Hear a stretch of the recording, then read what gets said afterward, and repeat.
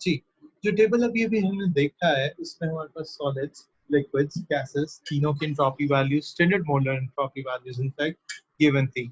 अब हम उसमें से कुछ जनरलाइजेशंस निकालेंगे, कुछ ऐसी चीजें, ये जो जनरलाइजेशंस अभी हम पुट आउट करने वाले हैं ये बहुत इंपॉर्टेंट हैं और ये पेपर 4 के पास पेपर क्वेश्चंस में आपको बहुत कॉमन मिलेंगी। सो ये जनरलाइजेशंस अच्छी तरह से समझने की जरूरत है और जब आप इसे पेपर 4 में आंसर कर रहे हो तो try to take the words right out of the book instead of explaining them on your own, right?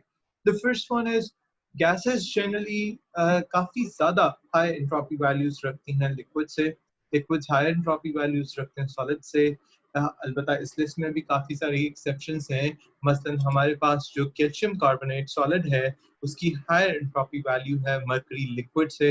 ये टेबल के साथ ही आपको ये देखने में मिल जाएगा, ठीक है। कैल्शियम कार्बोनेट 92.9 है, मरकरी हमारे पास लिक्विड फॉर्म में 76 है, तो सॉलिड की वैल्यू लिक्विड से ज्यादा हो गई, ये इसने यहाँ पर कोट किया हुआ है, ठीक है। इसके अलावा हमारे पास सिंपलर सब्सटेंसेस जिनके अंदर फ्यूअर एटम्स होते हैं उनकी लोअर एंट्रोपी वैल्यूज होती हैं। जो ज्यादा complex substances greater number of atoms रखते हैं उनकी वैल्यूज उसी तरह से हमारे पास हायर आती हैं। मिसाल के तौर पे कैल्शियम ऑक्साइड CaO हमारे पास इसकी molar entropy value, standard molar entropy value 39.7 joule पर केल्विन पर मोल है, लेकिन कैल्शियम कार्बोनेट के लिए यही चीज 92.9 है।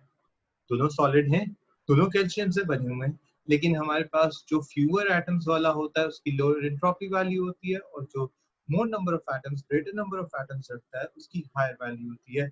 ये जनरलाइजेशन यहाँ से प्रूव हो जाती है। सिर्फ यही नहीं, कार्बन मोनोऑक्साइड और कार्बन डाइऑक्साइड को अगर आप आपस में कंपेयर करेंगे तो ये भी दोनों कार्बन और ऑक्सीजन बेस्ड गैसेस ही हैं, लेकिन सिर्फ एक एटम का फर्क है हमारे पास, और उस एक एटम के फर्क से ही हमारे पास जो है वो डिफरेंस आ गया। कार्बन मोनोऑक्साइड गैस है 197.6 है, कार्बन डाइऑक्साइड भी गैस है 213.6 है, तो हमारे पास सिर्फ एक एटम से भी आप देखेंगे वो के बहुत थोड़ा फर्क है, हार्डली 6 पॉइंट्स का डिफरेंस बनता है, लेकिन वो एक एटम से वो भी डिफरेंस आ जाता है। इसी तरह जब आप सिमिलर टाइप्स ऑफ सब्सटेंसेस में जाते हैं तो जो हार्डर सब्सटेंसेस होते हैं उनकी लोअर एंट्रोपी वैल्यूज होती हैं। फॉर एग्जांपल डायमंड की लोअर एंट्रोपी वैल्यू है ग्रेफाइट हीट से और कैल्शियम की लोअर एंट्रोपी वैल्यू है लेड से। क्यों? क्योंकि डायमंड ग्रेफाइट की निस्बत हार्डर है और इसी तरह से कैल्शियम लेड की निस्बत हार्डर है, ठीक है। इसी चीज को लेते हुए उन्होंने हमारे पास और जनरलाइजेशंस भी दी हुई हैं। मसलन कोई भी सब्सटेंस है उसकी एंट्रोपी इंक्रीज करती है जैसे जैसे वो अपनी सॉलिड से मेल्ट करके लिक्विड और लिक्विड से वेपराइज करके वेपर स्टेट में आएगा, यानी सॉलिड से गैसियस स्टेट में जाने में उसकी एंट्रोपी इंक्रीज करेगी। ऐसा क्यों होता है? मैं आपको बताता चलूं, हमने एंट्रोपी की वेरी डेफिनेशन में डिसऑर्डर को कोट किया था और सॉलिड के पार्टिकल्स एक दूसरे से बहुत क्लोज होते हैं, टाइटली पैक्ड होते हैं, वेल अरेंज्ड होते हैं, लिहाजा उनमें डिसऑर्डर नहीं ऑर्डर पाया जाता है, तो उसकी एंट्रोपी वैल्यू बहुत कम होती है। जब आप सॉलिड को लिक्विड में कन्वर्ट करते हैं हम उनका इंटर डिस्टेंस इंक्रीज करते हैं, हम उनकी अरेंजमेंट को डिस्टर्ब करते हैं, हम उसकी पैकिंग को टाइट से लूज कर लेते हैं, तो उसकी एंट्रोपी इंक्रीज हो जाती है।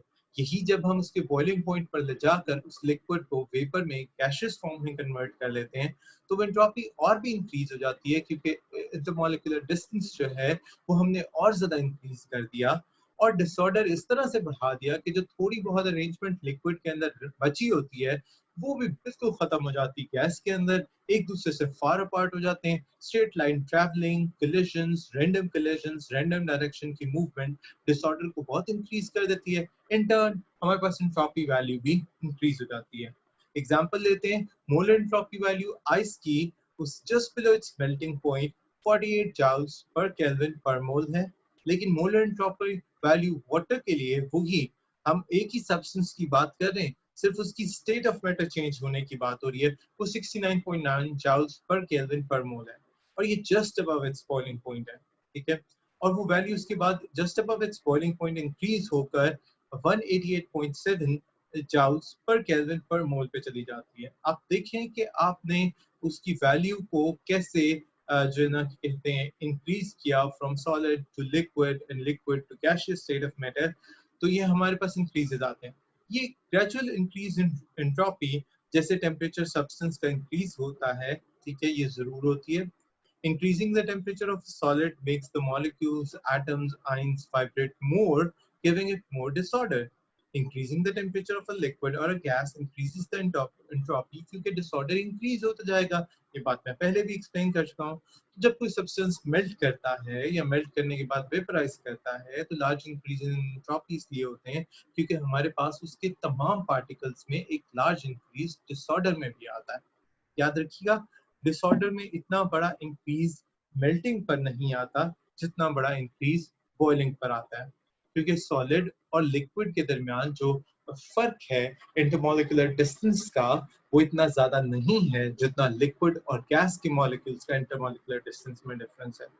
ठीक है, तो हमारे पास इस तरह से सॉलिड से लिक्विड और लिक्विड से गैस पर जाते हुए एंट्रोपी वैल्यू इंक्रीज होती है. जब हम इसी तरह से एक डायग्राम दिखाता चलूँ इससे पहले कि हम अगले पेज पर जाएं.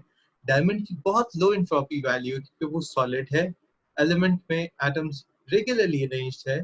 ब्रोमीन की हाई एंट्रोपी वैल्यू है क्योंकि वो लिक्विड है और उसके अंदर लिक्विड के अंदर जो मॉलिक्यूल्स हैं वो टेंड करते हैं कि वो स्प्रेड आउट कर जाएं और डिसऑर्डर अपना इंक्रीज कर दें. लिहाजा सॉलिड होगा, वेल अरेंज्ड, वेल पैक्ड होगा, तो उसी तरह से उसकी एंट्रोपी वैल्यू कम होगी. ठीक है, और जैसे जैसे आप लिक्विड और गैस पे आएंगे तो इंक्रीज होती जाएगी. ये जनरलाइजेशंस बहुत इंपॉर्टेंट है और ये पास पेपर में क्वेश्चन के तौर पे काफी मर्तबा आई हैं. ठीक है, जब कोई सॉलिड लिक्विड में चेंज करता है, इस पेज की लास्ट लाइंस पर आ रहे हैं, तो रेगुलरली अरेंज्ड लैटिस जो होता है, जो क्लोज होता है काफी सॉलिड में, वो चेंज करता है इरेगुलर अरेंजमेंट ऑफ पार्टिकल्स में जो क्लोज तो हैं लेकिन अब उनकी मूवमेंट काफी रेगुलर हो चुकी हुई है. वो जो पहले सिर्फ वाइब्रेट कर सकते थे, अब वो रोटेट भी करते हैं और एक दूसरे के ऊपर से स्लाइड ओवर भी करते हैं. ठीक है, तो हमारे पास चेंज आ जाता है. तो आप मेल्टिंग पॉइंट पर जो है ना वो सॉलिड से लिक्विड पर ले जाते वक्त एंट्रोपी में एक इंक्रीज पाएंगे. इसी तरह लिक्विड से वेपर में ले जाते वक्त बॉइलिंग पॉइंट पर भी हमारे पास एंट्रोपी में एक बड़ा इंक्रीज आता है. ठीक है, वो इस वजह से कि इरेगुलरली अरेंजमेंट पार्टिकल्स की लिक्विड में है जो कि अभी भी क्लोज थे और रोटेट या सिर्फ स्लाइड ओवर कर रहे थे, वो एक इंतहाई इरेगुलर अरेंजमेंट की तरफ चले जाएंगे जो completely free to move around होगी, जिसके अंदर बहुत ज्यादा स्पेसेस होंगी, ये एक दूसरे से फार अपार्ट होंगे और हर तरह की मोशन, रैंडम मोशन में हम इसी वजह से गैस की कहते हैं क्योंकि वो हर तरह की मोशन शो करने के काबिल है. यहाँ पर एक ग्राफ है जो एक बहुत अच्छा इमेजिनेटिव आइडिया देता है. आप देखिए कि आपके पास मेल्टिंग पॉइंट के अंदर जो स्ट्रेट इंक्रीज है एंट्रोपी का, इसकी निस्बत कहीं बड़ा इंक्रीज, डबल या ट्रिपल, बॉइलिंग पॉइंट पर आपको स्ट्रेट मिलेगा एंट्रोपी में. तो जिस तरह मैंने पहले तस्वीर किया, सॉलिड से लिक्विड में इतना एंट्रोपी चेंज इंक्रीज होती है, कोई शक नहीं, लेकिन लिक्विड से गैस यानी कि बॉइलिंग पॉइंट पर एंट्रोपी इंक्रीज ज्यादा बड़ा होता है. ये बात सबको समझ में आती है? जी सर. ठीक है, एंट्रोपी चेंजेस इन रिएक्शन एक थोड़ा सा लंबा टॉपिक है. हमने काफी सारे रिएक्शंस कंसीडर करने होंगे, उनकी स्टेट ऑफ मैटर, उनके नंबर ऑफ मॉलिक्यूल्स, कंपाउंड का स्ट्रक्चर, ठीक है, फेजेस, ये सब कुछ देखकर ये डिसाइड करना होगा किसी भी रिएक्शन के लिए एंट्रोपी इंक्रीज होगी या डिक्रीज. इसको अगर आज शुरू करेंगे तो इसे बीच में कट ऑफ करना पड़ेगा, तो मेरा ख्याल है यहीं पर खत्म करते हैं. वैसे भी हमने मेरा ख्याल है 4-5 पेजेस तो कर लिए, क्या इतना काफी है आपके लिए? जी सर. सर क्वेश्चन था. जी sure, go ahead. Sir entropy का जो इक्वेशन है, नहीं सर, से एंट्रोपी उसकी बराबर है स्पेसिफिक हीट कैपेसिटी के बराबर है? नहीं नहीं, स्पेसिफिक हीट कैपेसिटी कैसे आ गया बेटा? तो उसका भी सेम ही है, जॉल पर मोल पर केल्विन. अच्छा बेटा, यूनिट्स के चेंज सेम सिमिलर होने से जरूरी नहीं है कि हमारे पास क्वांटिटी सिमिलर हो. ठीक है, याद रखिएगा वो जाउल्स पर मोल पर केल्विन इसलिए होता है क्योंकि हम एक मोल सब्सटेंस का 1 केल्विन या 1 डिग्री टेम्परेचर इंक्रीज करना चाह रहे हैं और जितनी एनर्जी हम उसे देते हैं फिर हम उसे स्पेसिफिक हीट कैपेसिटी या हीट कैपेसिटी के नाम से उसका तस्करा कर लेते हैं. ठीक है, इसलिए उसके यूनिट्स इससे मिलते जुलते हैं. लेकिन इस केस में एंट्रोपी जो है उसमें जरूरी नहीं है हम उसका टेम्परेचर इंक्रीज कर रहे हो. टेम्परेचर इंक्रीज भी हो सकता है, डिक्रीज भी हो सकता है. एंट्रोपी एक ब्रॉडर कॉन्सेप्ट है और एंट्रोपी सिर्फ और सिर्फ टेम्परेचर डिपेंडेंट कॉन्सेप्ट नहीं है, क्योंकि इसमें टेम्परेचर का एक बहुत बड़ा हाथ है. और हम इस पूरे चैप्टर में आपको एक्सप्लेन करते हुए टेम्परेचर की बुनियाद पर ही एक्सप्लेन करेंगे. लेकिन एंट्रोपी जो है वो टेम्परेचर से बहुत हटकर डिसऑर्डरनेस के बारे में भी एक बहुत बड़ा कॉन्सेप्ट है, ठीक है ना। तो ये सिर्फ और सिर्फ 1 डिग्री टेम्परेचर 1 मोल सब्सटेंस बढ़ाने की बात नहीं हो रही। हीट कैपेसिटी एक बहुत सिंपलर कॉन्सेप्ट है रादर, और बहुत शॉर्ट कॉन्सेप्ट है, जबकि एंट्रोपी एक बहुत ब्रॉड कॉन्सेप्ट है, ठीक है। क्लियर हो गया? जी सर। मैंने थोड़ा सा अभी फिजिक्स की हद तक डिफरेंस क्लियर किया है, मैंने अभी एंट्रोपी और केमिस्ट्री की हद पे क्लियर नहीं किया। वो मैंने इसलिए नहीं किया क्योंकि आपने केमिस्ट्री के हिसाब से भी एंट्रोपी की डिस्कशन की नहीं।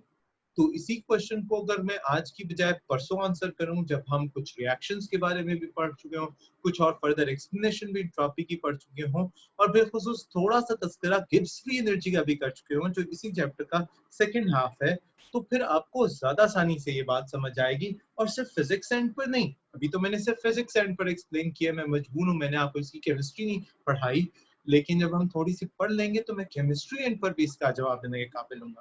बहरहाल फिजिक्स एंड पर भी इसका जवाब एक मुकम्मल जवाब है, और बड़ा अच्छा आइडिया दे देता है कैसे आपके पास heat capacity, specific heat capacity छोटा, जबकि एंट्रोपी काफी ब्रॉड कॉन्सेप्ट है,